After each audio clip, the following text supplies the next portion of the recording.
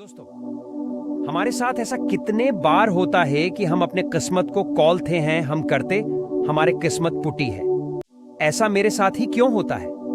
जब हमारे साथ कुछ बड़ा होता है तो हम आमतौर पर निराश हो जाते हैं और अपनी किस्मत पर दोष लगाने लगाते हैं। हम सोचते हैं कि हमारे भाग्य में उठापटक लिखी गई है और सब गलतियां हमारे ही जीवन में क्यों होती है।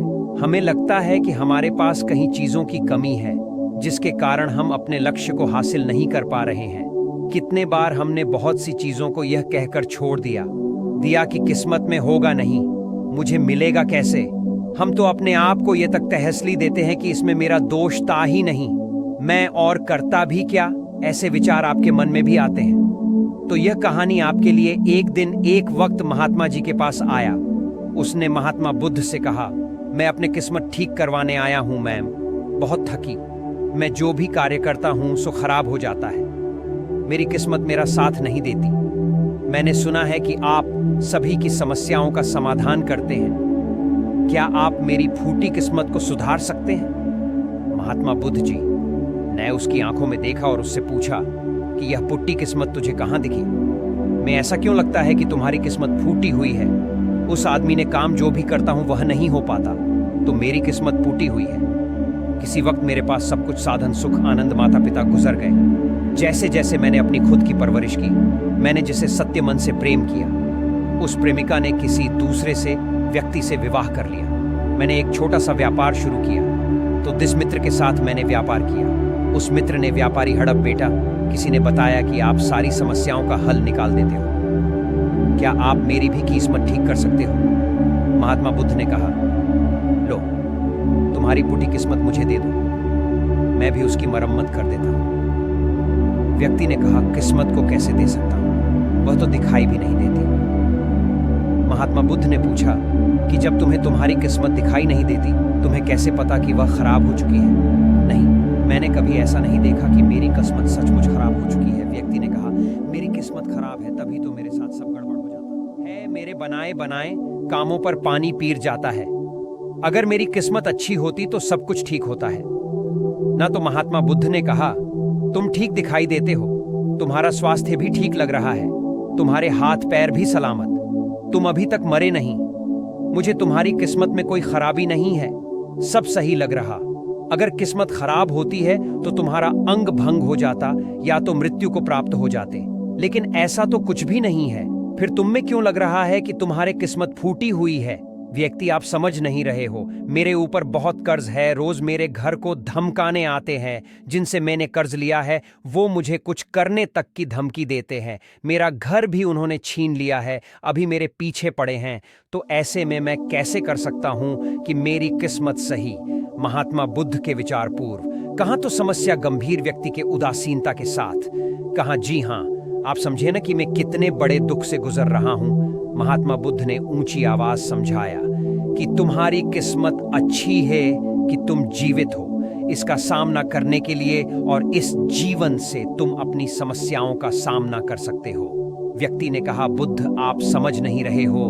तब महात्मा बुद्ध ने उसे से कहा, तुम नहीं समझ रहे हो, आओ मेरे साथ। महात्मा बुद्ध ने उस व्यक्ति को आपने साथ पास वाली नदी किनारे ले गया और कहा, ये देखो, इस बहती नदी में एक पता गिरा देता हूं, तो मुझे बताओ ये पता किस दिशा में बहेगा? व्यक्ति ने कहा, पता तो नदी के बहाव के साथ अंधी की दिशा में ही जाएगा। बिल्कुल सही हो, अब बताओ पत्ते की किस्मत किसके हाथ में है? व्यक्ति ने कहा, इस पत्ते की किस्मत नदी के हाथ में है, वह जहां जाए इसे ले जा सकती है। तो महात्मा बुद्ध ने कहा, लेकिन पता तो मेरे हाथ में है, चाहूं तो इस नदी में डाल सकता हूं, चाहूं तो नहीं। व्यक्ति ने कहा, तो फिर इसकी किस्मत आपके हाथों में है, आप जहां चाहे इसे डाल सकते हो। महात्मा बुद्ध, लेकिन इस पत्ते की किस्मत मेरे हाथ में नहीं है, मैं जितना भी चाहूं इस पत्ते सूखने से नहीं रोक सकता, यह सूख ही जाएगा और मर जाएगा। जब तक यह पेड़ पर था यह हरा था, इसे ऊर्जा मिल रही थी, लेकिन अब यह पेड़ से अलग हो गया है। अब बताओ इस पत्ते की किस्मत अच्छी है या बुरी? क्योंकि अभी अपने पेड़ से अलग हो गया है और जड़ा दिन जीवित बिन नहीं रह पाएगा, धीरे धीरे सूख जाएगा। महात्मा बुद्ध ने कहा कि ये अभी भी मरा नहीं है, अभी भी जीवित है, और लाभ ही है कि अभी ये पता वह सब कुछ कर सकता है जो वह पेड़ से लगे रहकर नहीं कर सकता था।